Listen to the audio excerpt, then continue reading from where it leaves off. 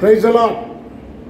దేవుడు గత కాలం నుండి ఇప్పటి వరకు మనల్ని కాచి కాపాడి భద్రపరిచినందుకు మనందరం కూడా దేవుణ్ణి ఘనపరచాలి. సరే, మనం ప్రకటన గ్రంథము 3వ అధ్యాయము, దయచేసి ప్రకటన గ్రంథము 3వ అధ్యాయము 3వ అధ్యాయములో 4వ వచనాన్ని నేను చదువుతాను. మీరు చూడండి 4వ వచనం దగ్గర. అయితే తమ వస్త్రములను అపవిత్రపరుచుకునని కొందరు సార్దీసులో నీ యొద్ద ఉన్నారు. వారు అర్హులు గనుక తెల్లని వస్త్రములు ధరించుకొని నాతో కూడా సంచరించెదరు. జయించువాడు అలాగున తెల్లని వస్త్రములు ధరించుకొనును. జీవ గ్రంథములో నుండి అతని పేరెంత మాత్రమును తుడిపి పెట్టక నా తండ్రి ఎదుటను ఆయన దూతల ఎదుటను అతని పేరు ఒప్పుకొందును. సంఘములతో ఆత్మ చెప్పుచున్న మాట చెవిగలవాడు వినుగాక. చిన్న ప్రార్థన చేసుకుందాం. మరలా మహిమోన్నతుడు అయిన మా తండ్రి, కృపగలిగిన దేవుడా, మీ ఘనమైన నామానికి స్తోత్రాలు. జీవాధిపతి, మీకు స్తుతులు చెల్లిస్తున్నాం. చదవబడిన లేఖన భాగముల నుండి మీరు నాతో మాట్లాడండి. బిడ్డలందరితో కూడా మీరు మాట్లాడండి. మీ మాటల చేత బలపరిచి నడిపించండి. మహిమ ఘనత ప్రభావాలు పొందండి. తండ్రి, మీకు వందనాలు చెల్లిస్తున్నాను. దీవించండి. మీరు మాట్లాడితే మా జీవితాలు దిద్దుపడతాయి. మీరు మాట్లాడితే శక్తి వస్తుంది, జీవం వస్తుంది, చచ్చిన జీవితాలు బ్రతుకుతాయి. కృప చూపండి. మీ మాటలు మాకు కావాలి ప్రభువా.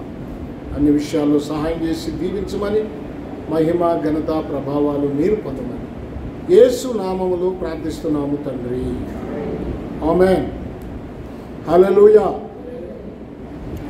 ప్రభునందు ప్రియా దేవుని పిల్లలారా, మనము ప్రకటన గ్రంథములో ఉన్న 7 సంఘాలలో మనము 4వ సంఘాన్ని ధ్యానించిన తర్వాత ఈ 5వ సంఘాన్ని కూడా మనం ధ్యానిస్తూ ఉన్నాం. ఈ 7 సంఘాలు గూర్చి ఎందుకు రాయబడినవి అంటే, ఈ 7 సంఘాలలో ఉన్నటువంటి పరిస్థితులు మనం అవగాహన చేసుకొని, మనము ఏ సంఘ పరిస్థితులలో ఉన్నామో అర్థం చేసుకొని వాటి నుండి మనము దేవునికి దగ్గర అవటం కోసం వ్రాయబడి ఉంది. ప్రభునందు ప్రియులారా, ఈ ఉదయకాలం, ఈ మధ్యాహ్న కాలం సార్దీసు సంఘాన్ని గురించి మీతో కొన్ని మాటలు చెప్తూ ఉన్నాను. సార్దీసు అంటే దిద్దుబాటు, సంస్కరణ, పునరుద్ధరించబడుట, ఎన్నో భావాలతో కూడినటువంటి పేరది. అదొక పట్టణం. ఆ పట్టణంలో ఉన్న సంఘాన్ని గురించి కొన్ని విషయాలు మీకు గత వారాల్లో మీకు జ్ఞాపకం చేశాను. ఈ సంఘము ఎలాంటిది అంటే, జీవించుచున్నది అని పేరున్నది కానీ చచ్చిన స్థితిలో ఉంది. మృతుడవే అన్నాడు. చచ్చిన స్థితి అంటే చలనము లేని స్థితి. అవును కదా? కొన్ని సంఘాలు ఇలాగే ఉంటాయి. ఆ సంఘాలలో ఆరాధన ఉంటుంది, వాక్యం ఉంటుంది, ప్రార్థన ఉంటుంది, కానీ ఆత్మీయ దిద్దుబాటు ఉండదు. ఏదో ఆదివారం నాడు వస్తారు, 2-3 పాటలు పాడుకుంటారు, వాక్యము చదువుకుంటారు, ఒక ప్రసంగం చేస్తారు, తర్వాత వెళ్ళిపోతారు. కానీ దిద్దుబాటు మాత్రం ఉండదు. వాళ్ళు అంటారు, మేము ఆ సంఘము ఎప్పుడు సంఘమో, చాలా పురాతన సంఘము, మీ సంఘాలన్నీ ఇప్పుడిప్పుడు వచ్చాయి, మా సంఘము ఎప్పుడు నుండే ఉన్నదే అంటారు. ఎప్పుడు నుండే ఉంటే ప్రయోజనం ఏంటి? ఇశ్రాయేలీలు ప్రత్యక్ష గుడారంలో ప్రధాన యాజకుడుగా ఏలీ ఉన్నాడు. ఏలీ దగ్గర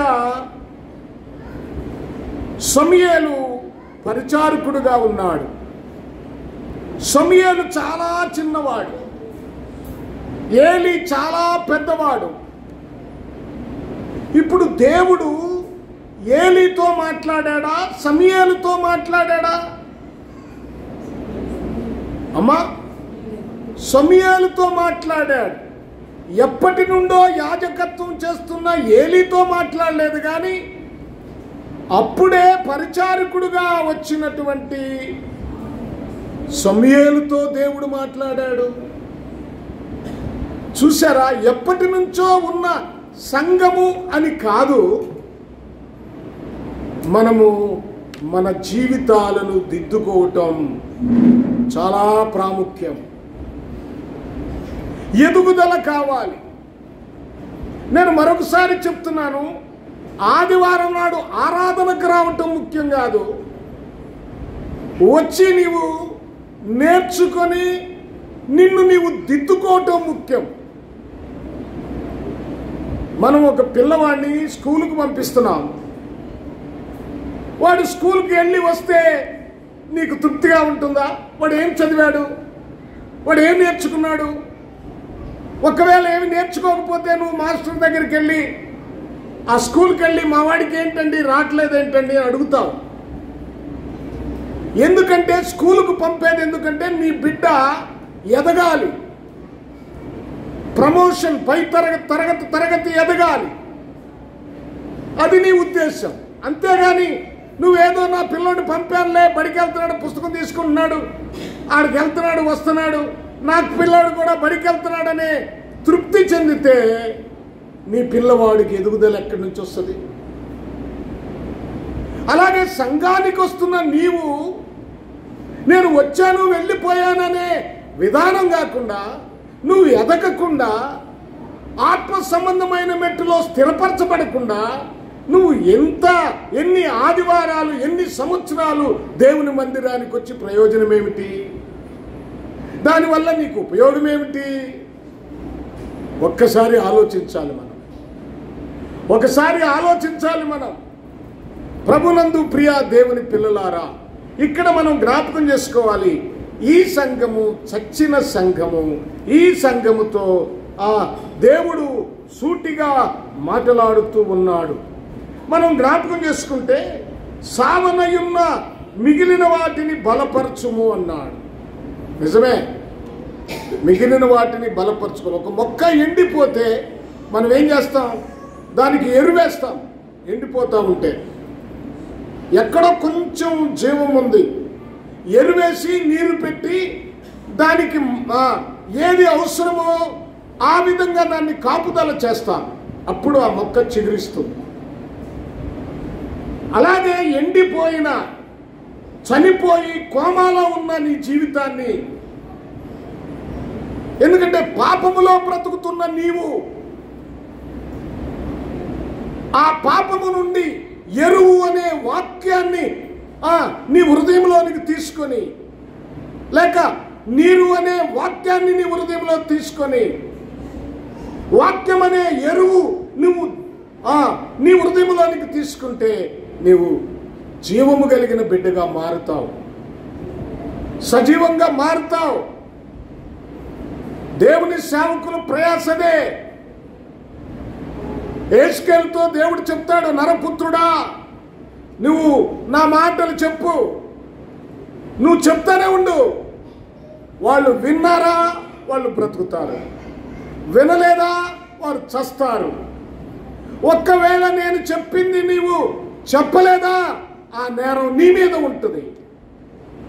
దానికి బాధ్యుడు నీవే యెహెజ్కేలు. వారు తిరుగుబాటు చేసేవారు, అయినా పర్వాలేదు, నీవు నేను చెప్పే మాటలు వారికి క్షుణ్ణంగా చెప్పు. నా ప్రియ దేవుని పిల్లలారా, ఈ శ్రేష్టమైన సమయంలో మనము జ్ఞాపకం చేసుకుందాం, మన పరిస్థితులను జ్ఞాపకం చేసుకుందాం. మీరందరూ దేవునిలో ఎదగాలనే నా తపన, మా బాధ.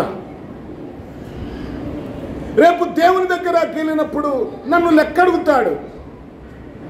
ఏమయ్యా నీకు ఇచ్చిన ఉద్యోగం ఏమిటి, నువ్వు చేసింది ఏమిటి, నేను ఇచ్చిన పనిలో నువ్వు నమ్మకంగా లేవు. నమ్మకం అంటే అర్థం ఏమిటంటే దేవుని వాక్యాన్ని ఉన్నది ఉన్నట్లు చెప్పటం. అలాగే క్యారెక్టర్ విషయంలో నమ్మకంగా ఉండాలి, అది సెకండరీ. ఫస్ట్ దేవుని వాక్యమును ఉన్నది ఉన్నట్లుగా మార్చకుండా చెప్పాలి. మార్చకుండా వాక్యాన్ని చెప్పే అనుభవం ఉండాలి సేవకుడికి. ఖండించాలి వాక్యము ద్వారా. హెస్కేలుతో దేవుడు చెప్పింది అదే. ప్రియ దేవుని పిల్లలారా, ఇక్కడ జ్ఞాపకం చేసుకుందాం. జాగరూకుడువై ఏమంటున్నాడంటే, జాగరూకుడువై నిన్ను నీవు దిద్దుకోమని చెప్తున్నాడు. హల్లెలూయా, హల్లెలూయా. జాగ్రత్త, హెచ్చరిక. ఎందుకంటే మనం శోధనలో ప్రవేశించుకున్నట్లు మనం మెలకుగా ఉండాలి. సాతానుడు మనల్కి శోధన తీసుకొస్తాడు. ఉన్నట్టుండే చిన్న విషయంలోనే శోధన వచ్చేస్తుంది, అది పెద్దగా మారిపోద్ది. అందుకనే శోధనలో ప్రవేశించుకుంటున్నట్లు మీరు మెలకువగా ఉండండి అని ప్రభువు మాటలు మత్తయి రాసిన సువార్త 26వ అధ్యాయంలో ఉంటుంది. మీరు మెలకువగా ఉండాలి. సామెతల గ్రంథం 19వ అధ్యాయం 16వ వచనం చదివితే ఒకసారి చదవండి. సామెతల గ్రంథము 19వ అధ్యాయము 16వ వచనం. ఆజ్ఞను గైకొనువాడు తన్ను కాపాడుకునేవాడు, తన ప్రవర్తన విషయమై. జాగ్రత్తగా వినండి, జాగ్రత్తగా వినండి. ఈ వాక్యము ఎప్పుడు నేను చెప్పినా బైబిల్లో ఉన్న వాక్యాన్ని ఆధారం చేసుకునే చెప్తాను. నా సొంత మాట ఒక్కటి చెప్పను. అలా చెప్తే నేను శాపగ్రస్తుడవుతాను. ప్రభునందు ప్రియ దేవుని పిల్లలారా, ఇప్పుడు ప్రవర్తన విషయమై జాగ్రత్తగా ఉండనివాడు, అజాగ్రత్తగా ఉండేవాడు ఏమవుతాడు? చనిపోతాడు, చచ్చిపోతాడు. కనుక ప్రవర్తన విషయంలో జాగ్రత్తగా ఉండాలి. నీ మాటల విషయంలో జాగ్రత్తగా ఉండాలి. నీవు ఆవేశంతో మాట్లాడకూడదు. నీ మాటలు తొందరపాటు ఉండకూడదు. ఎప్పుడు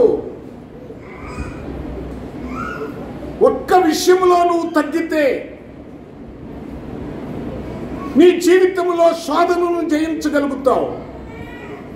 భార్యాభర్తల మధ్య కానీ, హలో వినండి, ఎక్కువ మంది భార్యాభర్తలు ఎప్పుడు గొడవలు పడుతూ ఉంటారు, సమస్యలు తెచ్చుకుంటారు. కారణం ఏమిటి అంటే నోటి మాట.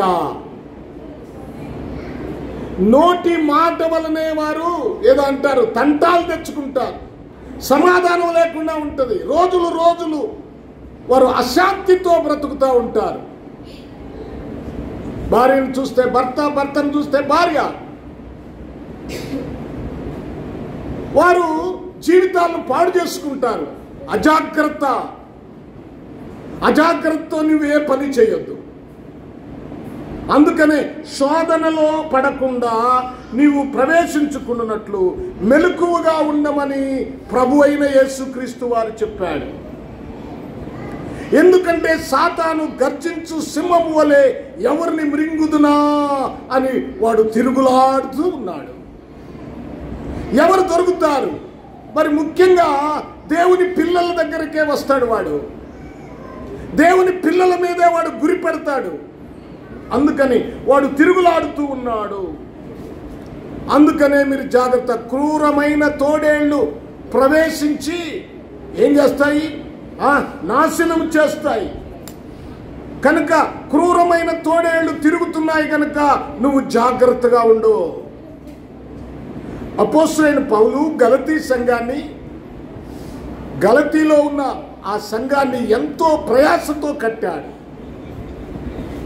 కష్టపడ్డాడు.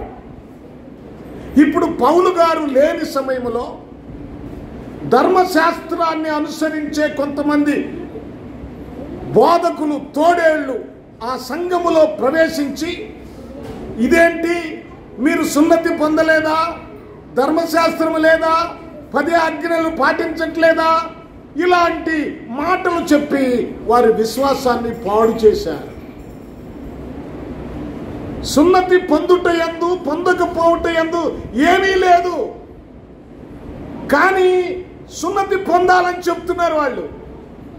పేతురు గారు ఒక సందర్భంలో చెప్తాడు, ఈ సున్నతి అనే కాడి వాళ్ళ మీద ఎందుకు పెడతారు మీరు? అన్యుల మీద సైతము పరిశుద్ధాత్మ కుమ్మరింపబడింది. రక్షణకు అవసరమైంది ఆచారాలు కాదు, సున్నతి కాదు, లేకపోతే ఇంకోటి కాదు. ఏమండి, నీవు ఎప్పుడు బాప్తిసం పొందాలి? చిన్న పిల్లలకు బాప్తిసం ఇప్పిస్తారు. ఇది చాలా తప్పండి. ప్రభు అన్నాడు, నమ్మి బాప్తిసము పొందువాడు రక్షించబడును అన్నాడు. ప్రభు అన్నాడు, ఈ చిన్న పిల్లల వంటి మనసు కలిగి ఉండండి, పర్వాలేదు, వాళ్ళకు బాప్తిసం అవసరం లేదు. నీవు నమ్మి బాప్తిసం పొందితే రక్షించబడతావు. నమ్మకుండా అర్థం కాకున్నప్పుడు వాళ్ళకి ఇస్తే ఏం సుఖం? మా ఊర్లో చాలా మంది ఉన్నారు, పిల్లోడిని తీసుకెళ్లి బాప్తిసం నా కళ్ళ ముందు చాలా మంది ఇప్పించారు. అంటే నా యవ్వన కాలంలో నేను చూశాను, నేను కూడా వెళ్ళేవాడిని అన్నమాట. ఇప్పుడు వాళ్ళు త్రాగుబోతులు, దొంగలు, వ్యభిచారులు, మోసగాళ్ళగా తిరుగుతున్నారు. వాళ్ళకి ఏమన్నా మేలు జరిగిందా?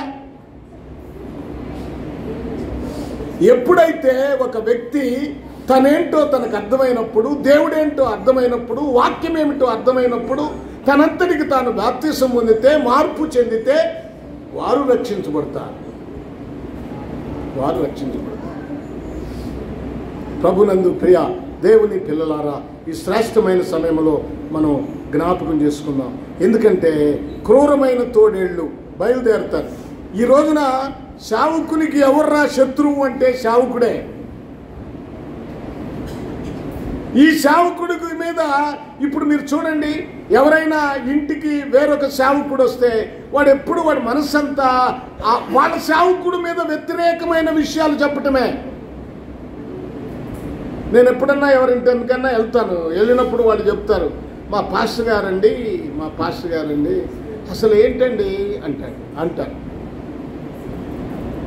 మా పాస్టర్ గారు కామంది, మా పాస్టర్ గారండి ఎప్పుడు డబ్బుల గురించే చెప్తాడండి అంది. అంటే డబ్బుల గురించి చెప్తే నువ్వు ఇచ్చేదానికన్నా ఎక్కువ ఏమన్నా ఇస్తావా? పాస్టర్ గారిలో ఉన్న భారం నీ గురించి ఎంత ఉందో నువ్వు అర్థం చేసుకోవాలి కదా.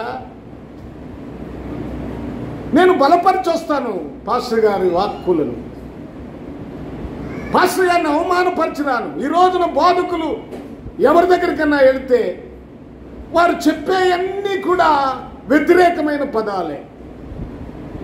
ఆయనకి సత్యములో లేడు, అది సంఘం కాదు, ఆయన చెప్పేది బోధ కాదు, ఇదిగో ఇలా ఉండాలి బోధ. ఆ పాస్టర్ ఎవరైనా సరే నేను ఖచ్చితంగా చెప్తాను, నా దగ్గరికి వచ్చి నా ముందు వచ్చి కూర్చోమనండి, కూర్చొని వాక్యం ద్వారా చెప్పమనండి. చెప్పరట్లా. కనుక క్రూరమైన తోడేళ్లవి. మరొక మాట చెప్పాలని, గుంట నక్కలు. ద్రాక్ష తోట అంటే సంఘము, సంఘాన్ని పాడు చేసే గుంట నక్కలుంటాయి, జాగ్రత్త. మీరు ఏ విధంగా వాక్యం విన్నారో ఆ విధంగా మీరు గుర్తు చేసుకొని చావనయున్న ఆ మిగిలిన కార్యములను ఏం చేయాలంట? బాగు చేసుకోవాలి. సావనయున్న మిగిలిన వాటిని బలపరచుము అన్నాడు. ప్రియులారా, బలహీనతల్లో నుంచి మీరు బలపడాలి. దేవుని వాక్యం ఆ విధంగా మనకి తెలియచేస్తూ ఉంది. కనుక జ్ఞాపకం చేసుకున్నాం, సావనయున్న వాటిని సరి చేసుకొని మన జీవితాలను దిద్దుకోవటం చాలా ముఖ్యం. నీవు ఎలాగూ ఉపదేశము పొందితివో జ్ఞాపకము చేసుకో. హెబ్రీయులకు రాసిన పత్రిక 10వ అధ్యాయము 32వ వచనాన్ని ఒకసారి చదవండి. హెబ్రీయులకు రాసిన పత్రిక 10వ అధ్యాయము 32వ వచనం ఉందా?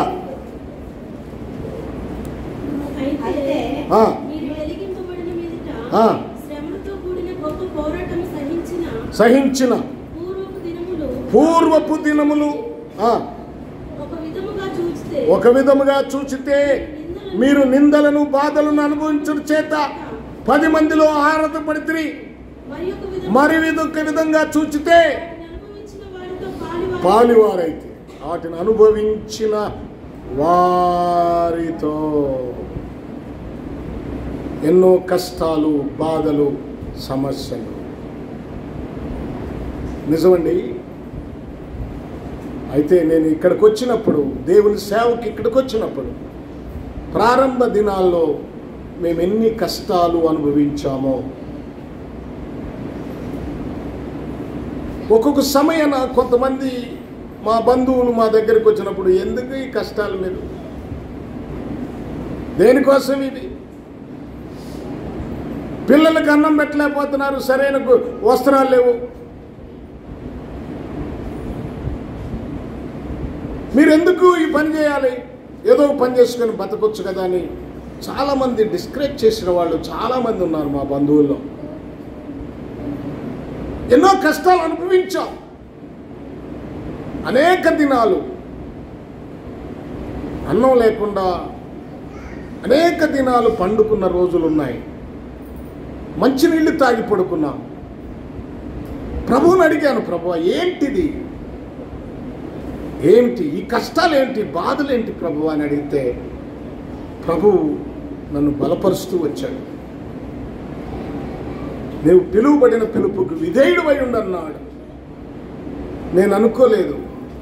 నాకు హైదరాబాద్లో ఒక మంచి సంఘము, ఒక పెద్ద సంఘము, వారు నన్ను ఆహ్వానించారు. అయ్యా నువ్వు తప్పకుండా రామని. వారందరూ 4-5 పెద్దలు మా ఇంటికి ఇక్కడికి వచ్చారు, జనాలు వచ్చారు. ఆ పూరి గుడిసెలో ఉన్నప్పుడు బ్రతిలాడారు, మీరు రండి సార్, మీ అందరూ నేను చూసుకుంటాను, మీకు నెలకింత ఇస్తాం, విజిటింగ్ చేస్తే లేకపోతే ప్రార్థన జరిగితే వచ్చే కానుకలన్నీ మీయే, చాలా బాగుంటుంది సార్, మీరు రండి పాస్టర్ గారు, మీ వాక్యం మాకు నచ్చింది, మీ పుస్తకాలు చదివాం, మీ పత్రికలు చదివాం, అందుకని మీకోసం వచ్చామంటే నేను ప్రార్థన చేసి చెప్తానయ్యా, దయచేసి మీరు నాకు కొంత టైం వేయండి అని చెప్పి పంపించాను. ప్రార్థన చేసినప్పుడు దేవుడు ఒకటే మాట అన్నాడు, నువ్వు పిలువబడిన పిలుపుకు విధేయుడివై. అందుకనే ఎన్ని కష్టాలైనా ఇక్కడే ఉన్నాం, పెదరావూరు. ఎందుకంటే నాకన్నా వెనకొచ్చిన వాళ్ళు చాలా ఆర్థికంగా అభివృద్ధి చెందారు. కానీ దేవుని సేవ అంటే ఆర్థికంగా అభివృద్ధి చెందటం కాదు, ఆత్మీయతలో ఎదగటం. డబ్బులుంటే పెద్ద సేవకుడు కాదు, ఆత్మ సంబంధమైన మెట్టులో జీవించేవాడే పెద్ద సేవకుడు. మీరేమనుకుంటారు, డబ్బులున్నాయి, అబ్బో పెద్ద స్థితిలో ఉన్నాడు, ఓ పెద్ద సంఘం ఉంది అనుకుంటున్నారా? ఈ రోజున సంఘాలు కూడా మాయ సంఘాలు అయిపోయినాయి. ఖచ్చితంగా గట్టిగా వాక్యం చెప్తే వాళ్ళు ఎదురు తిరిగే వాళ్ళు ఉన్నారు.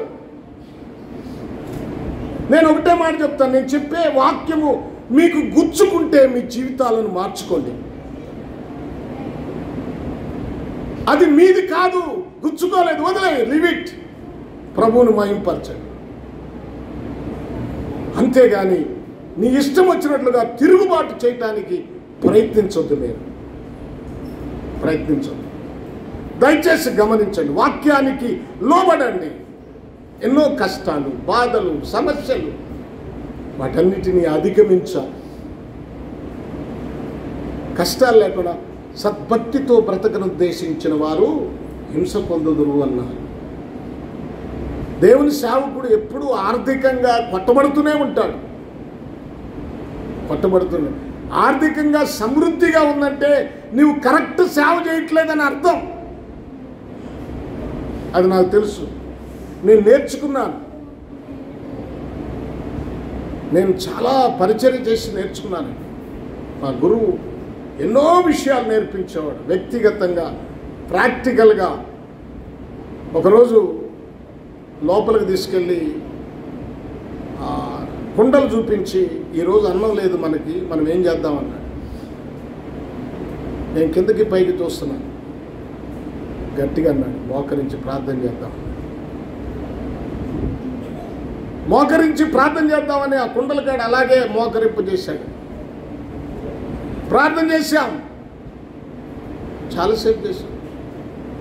ఆ రోజుల్లో టైం తెలిసేది కాదు. ఆ తర్వాత ఒక వృద్ధాప్యంలో ఉన్న ఒక ఆమె వచ్చి, పాస్టర్ గారు రండి రండి మా మనవడికి ప్రార్థన చేయండి అని చెప్పి ప్రార్థన చేయించుకొని ఆ రోజుల్లో 20 రూపాయలు ఇచ్చిందండి. 20 రూపీస్ అన్నాడు. ఏం ప్రదాస్, అదే మనం ప్రార్థన చేయకుండా ఉంటే, మనం ప్రార్థన చేయకుండా ఉంటే ఏం జరిగేది? నేను ఆ రోజు నేర్చుకున్నాను ఒక గొప్ప పాఠం. ఆ రోజు నా గురువు ఆ రోజు నాకు నేర్పించాడు ఒక పాఠం. ఎప్పుడు కృంగిపోవద్దు, ఏమి లేకపోయినా, ఏది లేకపోయినా నువ్వు కృంగిపోవద్దు, నువ్వు ప్రార్థన చేయి. ప్రభు అన్నీ మన కాళ్ళ దగ్గరికి తీసుకొస్తాడు. ఆయన నమ్మదగిన వాడు, సత్యవంతుడు. ప్రభునందు ప్రియ దేవుని పిల్లలారా, మనం జ్ఞాపకం చేసుకున్నాం. మీ జీవితాల్లో కూడా ఎన్నో శ్రమలు, వేదనలు, భయంకరమైన పరిస్థితులు వస్తాయి. వచ్చిన వాటన్నిటినీ అధిగమించే పరిస్థితుల్లో కూడా నువ్వు వెళ్ళాలి. అదే సమర్పణ. దేవుడు ఇక్కడ అన్నాడు, ఒక మాట అంటాడు, చాలా ఆశ్చర్యకరమైనది. అయితే 4వ వచనం, అయితే తమ వస్త్రములను అపవిత్రపరచుకొనని కొందరు సాద్దీసులు నీ యొద్ద ఉన్నారు. వారు అర్హులు గనుక తెల్లని వస్త్రములు ధరించుకొని నాతో కూడా సంచరించెదరు. చూసారా, దేవుని యొక్క ప్రేమ. ఒక మంచి వ్యక్తి ఎక్కడున్నా, భక్తి కలిగిన వ్యక్తి ఎక్కడున్నా ఆ వ్యక్తి మీదే దేవుని గురి ఉంటుంది. చాలామంది అనుకుంటారు ఆ సంఘం మంచిది కాదు, ఈ సంఘం మంచిది కాదని మనం అనుకోకూడదు. కానీ ప్రతి సంఘములోనూ భక్తి కలిగిన వారు ఉంటారు. వారిని దేవుడు వదిలిపెట్టడు, వారిని బలపరుస్తాడు. ప్రభునందు ప్రియ దేవుని పిల్లారా, జ్ఞాపకం చేసుకున్నాం. నేను ఈ తెనాలి పట్టణం ఇటు రావటానికి ఒక తల్లిగారు దర్శనం చెప్పారు. ఆ తల్లి ఎవరంటే ఆర్సిఎం చర్చికి వెళుతుంది. ఆర్సిఎం చర్చికి వెళ్ళే ఆమె అప్పుడప్పుడు నా దగ్గరకు వస్తుంది. నేను బాగా వాక్యములో బలపరిచాను. నువ్వు ఆర్సిఎం చర్చికి వెళ్తున్నావు, నువ్వు పనికిరావని నేను అనలేదు ఎప్పుడు. ఆమె ప్రార్థన చేసేది, బాగా ప్రార్థన చేసేది. ఆమె దర్శనం చెప్పింది. ఇక్కడ ఇదిగోయ్యా, నువ్వు క్యాబిన్ దగ్గరికి ఒక ఆయన నిన్ను తీసుకెళ్ళాడు, రైలు కట్ట అవతలకి వెళ్ళమన్నాడు, అక్కడ నువ్వు ఉండమన్నాడు, పని చేయమన్నాడు అని చెప్పాడయ్యా దేవుడు, నాకు దర్శనం చూపించాడయ్యా. అప్పుడు ఈ ప్రాంతం ఎలా ఉంటుందో నాకు తెలియదు అసలు. నేను వచ్చాను అంతే. వచ్చినప్పుడు ఒక కుటుంబం, ఆ వజ్రమమ్మ కుటుంబం, ఆ తల్లిగారి కుటుంబం ఒక్కటే, ఆ పిల్లలు ఒక్కళ్ళే వచ్చేవాడు. అప్పుడు చాలా ప్రాబ్లమ్స్. దేవుని సేవలో కూడా ఈ కులాలు, ఈ జాతులు, ఇవన్నీ చాలా భయంకరంగా ఎదురొడ్డినా కూడా దేవుడు బలపరిచాడు. అందుకనే దేవుడు ఎప్పుడు కూడా అండి తన బిడ్డలను వదిలిపెట్టాడు. వారి మీదే ఆయన దృష్టి. ఆయన నమ్మకమైన వాడండి. బైబిల్లో ఒక మాట చూపిస్తాను చూడండి.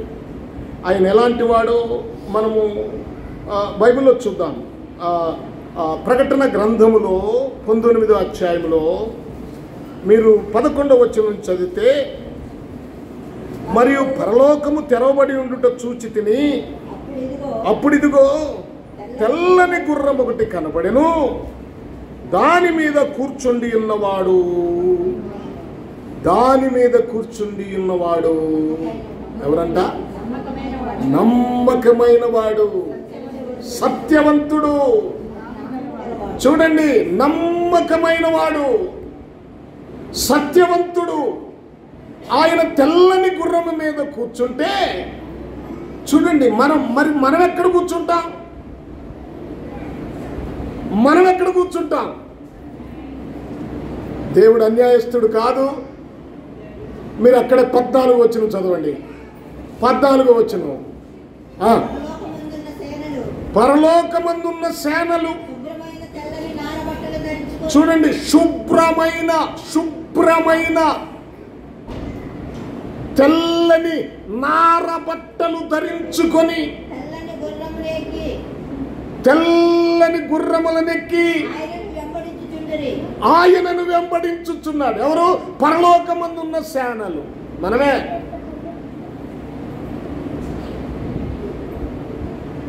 మనం కూడా ఎక్కడెక్కుతాం? తెల్లని గుర్రాలు ఎక్కుతాం. తెల్లని వస్త్రాలు ఇస్తాడు దేవుడు.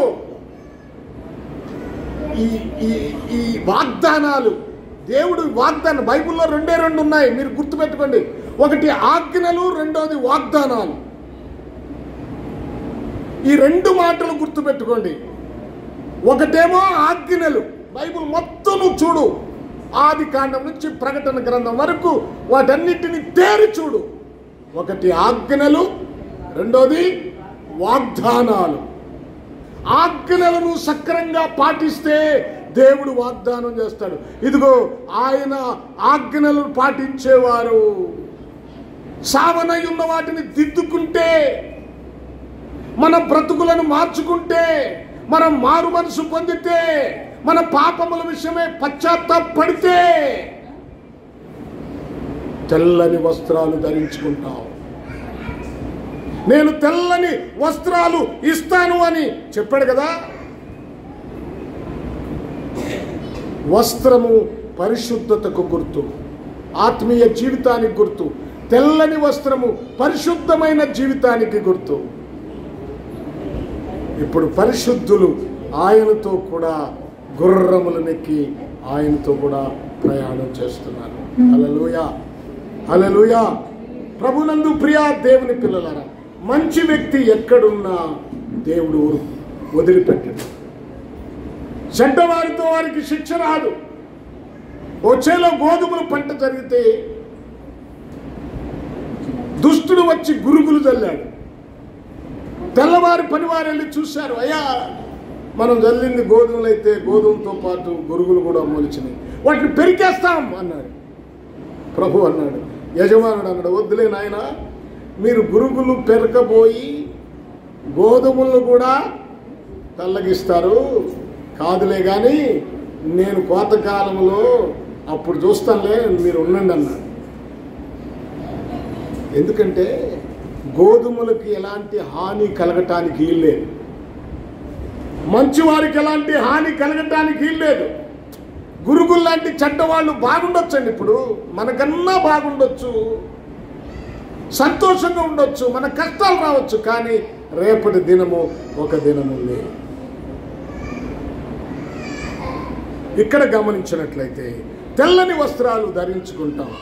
ఎందుకంటే ఒక మాట చూడండి, అక్కడే మీరు 19వ అధ్యాయము మీరు ఎన్నో వచనం చూస్తారు, మీరు 7వ వచనం కానుంచి చూద్దాం. 7వ వచనం కన్నా 8వ వచనం చదువుదాం. సరే, ఇంటికాడ చదువుకోండి. మరియు ఆమె ధరించుకొనుటకు ప్రకాశమానములను నిర్మలములైన సన్నపు నార బట్టలు ఆమెకి ఇవ్వబడెను, అవి పరిశుద్ధుల నీతి క్రియలు. సన్నపు నార బట్టలు ఇచ్చాడు. ఏమండి, పలసటి బట్టలు కాదు. ఒక భర్త తన భార్యకు వస్త్రాలు, పలచటి వస్త్రాలు ఇవ్వడం. ఎందుకంటే పలచటి వస్త్రాలు వేసుకుంటే ఆమె దేహము బయటికి కనపడుతుంది. కనుక ఆమె దేహము బయటికి కనపడటానికి ఆ భర్త ఒప్పుకోడు. అందుకనే సరైన వస్త్రాలు, అందుకనే ఒంటి నిండా ఉండే వస్త్రాలు కొనిస్తాడు. అలాగే యేసు ప్రభు వారు కూడా తన భార్య అయినటువంటి సంఘం, తన భార్యకు సన్నపు నార వస్త్రాలు ఇస్తున్నాడు. ఏమండి, అంటే శరీరం అంతా కప్పుకోవాలి, ముసుగు వేయాలి. ఆ వస్త్రాలు ఏమిటంట? ఆ వస్త్రాలు ఏంటి? పరిశుద్ధుల నీతి క్రియలు. పరిశుద్ధుల క్రియలు. ఇక శరీరం కనపడకూడదు అంటే శరీర సంబంధమైన కార్యాలు ఇక లేవు నీలో. శరీర సంబంధమైన జీవితం లేదు. మరేముందండి? సంఘములో ఉండాల్సిందేంటి? విశ్వాసులో ఉండాల్సిందేంటి? విశ్వాసులో ఉండాల్సిందేంటి? పరిశుద్ధుల నీతి క్రియలు, పరిశుద్ధులు జీవించిన జీవితం, పరిశుద్ధుల సమర్పణ, పరిశుద్ధుల త్యాగం. అందుకే వాటిని జ్ఞాపకం చేసుకోవాలి. అందుకే వాటిని మనం అన్వయించుకోవాలి. ప్రకటన గ్రంథం చదువుతుంటే లోతైన విషయాలు మనకు అర్థమవుతాయి. చూద్దాం, ఇంకా కొన్ని విషయాలు మీతో నేను పంచుకోవడానికి ఇష్టపడతాను. మరలా ఇంకేం వాగ్దానం చేశాడు? జీవ గ్రంథములో అతని పేరెంత మాత్రమును తుడిపి పెట్టక. జీవ గ్రంథములో పేరు, అమ్మా వినండి, అయ్యా వినండి, నీ పేరు ఎక్కడ రాయబడాలి? జీవ గ్రంథములో రాయబడినట్టుగా నీకు తెలుసా? వాళ్ళు పరలోకానికి వెళ్ళరు, వీళ్ళు పరలోకానికి వెళ్ళరు, వాళ్ళు సరిగ్గా లేరు, వీళ్ళు సరిగ్గా లేరు అని మనం చెప్తాం. కానీ మరి మనం సరిగ్గా ఉన్నామా? మోషేకి తెలుసు ఆయన పేరు జీవ గ్రంథములో వ్రాయబడింది. ఓ సందర్భంలో వారు దూడను చేసుకొని వారు ఊరేగినప్పుడు మోషే వచ్చి వారు చేసిన తప్పిదము కొరకు దేవుని దగ్గర విజ్ఞాపన చేశాడు, అయ్యా వారిని క్షమించు, లేకపోతే నా పేరు జీవ గ్రంథంలో తుడిచివేయి అన్నాడు. అంటే జీవ గ్రంథంలో పేరు రాయబడుద్ది, కానీ తుడిచివేయటం కూడా జరుగుద్ది క్యారెక్టర్ సరిలేకపోతే. సరే, మోషేకి తెలుసు ఆయన పేరు జీవ గ్రంథంలో వ్రాయబడింది. నిర్గమకాండం 32 అనుకుంటా, ఇప్పుడు వద్దులేండి, చదవద్దులేండి. ఆ తర్వాత దావీదుకు తెలుసు, కీర్తనకారుడు 69వ కీర్తన మీరు 28వ వచనాన్ని చదివితే అక్కడ తెలుసు దావీదు పేరు జీవ గ్రంథములో రాయబడింది. దానియేలు పేరు జీవ గ్రంథములో రాయబడింది. క్లెమెంతో స్త్రీలు జీవ గ్రంథములో వారి పేర్లు రాయబడ్డాయని పౌలు చెప్తున్నాడు ఫిలిప్పీలకు రాసిన పత్రిక 4వ వచనంలో. చూడండి, ఫిలిప్పీలకు రాసిన పత్రిక 4వ అధ్యాయం 3వ వచనం చదవండి.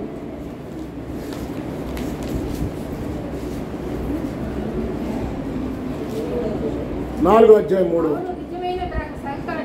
ఎవరంట? నిజమైన సహకారి. ఆ స్త్రీలు క్లెమెంతుతోను సువార్త పనిలో నాతో కూడా ప్రయాసపడ్డా. ఈరోజు సంఘాన్ని ఒక ప్రశ్న ఇస్తున్నానండి, మీకు అమ్మాయి వినండి జాగ్రత్తగా, ఈ మాటలు వినాలి జాగ్రత్తగా. మీరు సువార్త పని విషయమై ప్రయాసపడేవారు ఎవరైనా ఉన్నారా? సువార్త కొరకు సహకరించేవారు ఉన్నారా? చూడండి, వారు పౌలు అంటున్నాడు, నాతో కూడా వారు ప్రయాసపడ్డారు. చదువు. నిన్ను వేడుకొంచున్నాను సహాయం చేయి. ఏందంట? వారి సహకారులు. ఆ సహకారుల పేర్లు ఎక్కడ రాయబడినాయి? జీవ గ్రంథములో రాయబడ్డాయి. జీవ గ్రంథములో వారి పేర్లు రాయబడ్డాయి. మరి నీ పేరు రాయబడిందా? రాయబడినట్లుగా నీకు నిశ్చయిత ఉందా? ఎప్పుడు నిశ్చయిత వస్తుందంటే నీ క్యారెక్టర్ను బట్టి వస్తుంది. నీ ఆలోచనను బట్టి నువ్వు చెప్పొచ్చు. నీలో చెడ్డ ఆలోచనలు, చెడ్డ తలంపులు, వ్యతిరేక స్వభావం, క్రీస్తుకు లోబడే తత్వం లేదు. ఒక్కటే, నీ పేరు ఎప్పుడు రాయబడుతుందంటే నీవు నమ్మకముగా ఉన్నప్పుడు. ప్రతి పనిలో నమ్మకంగా ఉండాలి. ప్రార్థనలో నమ్మకంగా ఉండాలి, వాక్యాన్ని అనుసరించడంలో నమ్మకంగా ఉండాలి, దేవుని పనికి సహకరించటంలో, దేవునికి ఇవ్వటంలో, అన్ని విషయాల్లో నువ్వు నమ్మకంగా ఉండాలి. నమ్మకంగా ఉంటేనే పరిపూర్ణులయ్యేది. నేను ఎప్పుడో చెప్పాను, యేసోబు జీవితంలో ఆయన అభివృద్ధి చెందటానికి కారణం ఆయన నమ్మకత్వమే. నమ్మకస్తునికి మెండైన దీవెనలున్నాయి అన్నాడు. దేశంలో నమ్మకస్తులైన వారి కోసం ఆయన కనిపెట్టుచూ ఉన్నాడు. ప్రభునందు ప్రియ దేవుని పిల్లలారా, వారి పేర్లు జీవ గ్రంథములో వ్రాయబడతాయి. వారి పేర్లు నా తండ్రి ఎదుట, దూతల ఎదుట నేను ఒప్పుకుంటాను. ఏమన్నాడు అక్కడ? ఏమన్నాడమ్మా? 6వ వచనం చూడండి. 6 కాదు 5. ఎంత మాత్రము తుడిపి పెట్టగా నా తండ్రి ఎదుటను ఆయన దూతల ఎదుటను అతని పేరు ఒప్పుకొందును. ఏమండి, నీవు మనుషుల ఎదుట నా నామమును నువ్వు ఒప్పుకుంటే నేను తండ్రి ఎదుట నీ గురించి ఒప్పుకుంటానని ఒక మాట ఉంటుంది. మీరు మత్తయి రాసిన సువార్త 10వ అధ్యాయము 32వ వచనాన్ని చూడండి. త్వరగా, టైం చాలా అవుతుంది. త్వరగా చదవండి, అయిపోయింది. 10వ అధ్యాయం 32వ వచనం. మనుషుల ఎదుట నన్ను ఒప్పుకుని వాడెవడో, అంటే మనుషుల ఎదుట దేవుని ఒప్పుకోవాలి, యేసుని ఒప్పుకోవాలి. ఎలా ఒప్పుకోవాలి? ఆయన రక్షకుడని, ఆయన నా జీవితంలో గొప్ప కార్యం చేశాడని ఇతరులకు మనం యేసు నామమును తెలియజేయాలి. సిగ్గుపడతారు కొంతమంది. నేను ఒక ఆయన దగ్గరికి వెళ్ళాను. ఎక్కడంటే హైదరాబాద్ ఉమ్మడి రాష్ట్రంగా ఉన్నప్పుడు సచివాలయానికి వెళ్ళాను. నాకు ఆయనని తెలియదు, నేను వేరే పని మీద వెళ్ళాము లోపలికి. అందరూ ఎవరి పని వాళ్ళు చేసుకుంటున్నారు, అందరూ చేసుకుంటున్నారు. అక్కడ ఒక ఆయన, ఒక ఎంప్లాయీ, తన టేబుల్ మీద బైబుల్ ఉంది, తన వెనక క్యాలెండర్ ఉంది. నేను ఎవరో క్రిస్టియన్ లాగా ఉన్నాడు అనుకుని వెళ్ళి అడిగాను, సార్ వందనాలండి. వందనాలు, ఎవరండి మీరు అన్నారు. సార్ మీ టేబుల్ మీద నేను బైబుల్ చూసి మీ దగ్గరకు వచ్చానండి అన్న. ఆయన అన్న మాట ఏంటంటే, మాటలు కలిసిన తర్వాత, మనం ఎవరమో వీళ్ళకి తెలియాలి, మన యొక్క దేవుని శక్తి వీళ్ళకి తెలియాలి. నేను ప్రభువుని అంగీకరించానని చెప్పడానికి నేను సిగ్గుపడకుండా ఇదిగో నా దేవుని గురించి వీళ్ళకి తెలియజేస్తున్నాను. అందుకనే మనుషుల ఎదుట ఏమన్నాడు? ఎవరు ఒప్పుకుంటారో నా తండ్రి ఎదుట వారిని నేను వాని పేరు జీవగ్రంథంలో తుడిచిపెట్టబడదు. సరే, చాలా విషయాలు ఉన్నాయి కానీ ప్రతి స్థలంలో మనం క్రీస్తును కలిగిన సాక్ష్యం ఉండాలి, క్రీస్తును ధరించుకోవాలి.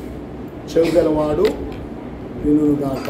చెవులంటే ఈ చెవులు కాదండి, ఈ చెవులతో అన్నీ వింటాం మనం, అది కాదు. విన్న వాక్య ప్రకారము జీవించువాడు, విన్న వాక్య ప్రకారము జీవించువాడు. అలాగూ జీవించాలి. వాక్యం ఏం చెప్తుందో అలాగూ జీవించాలి. సార్దీస్ అంటే సంస్కరణ. నీ జీవితము సంస్కరించబడాలి, దిద్దుకోవాలి. ఎదురు తిరగకూడదు. పాపం ఉంటే దిద్దుకో, వాక్యము నీకు తగిలితే దిద్దుకో. అంతేగాని నీవు కానీ దిద్దుకోకపోతే రేపు నరకానికి వెళ్తావు. జీవగ్రంథంలో నీ పేరు లేదనుకోండి, రెండవ మరణమైన అగ్నిగుండంలో పంపిస్తాడు. ప్రకటన గ్రంథం 20వ అధ్యాయంలో మనం చదివితే. సరే, వద్దులేండి. కనుక ప్రియా దేవుని పిల్లలారా, ఈ మంచి సమయంలో జ్ఞాపకం చేసుకున్నాం. చావనై ఉన్న వాటిని నువ్వు సరి చేసుకో, మెలకుగా ఉంటే దేవుడు నీకు ఆ తెల్లని వస్త్రాలు ఇస్తాడు. ఆయనతో కూడా మనము ఆయన రాజ్యంలో ఉంటాం. దేవుడి మాటలు మనందరి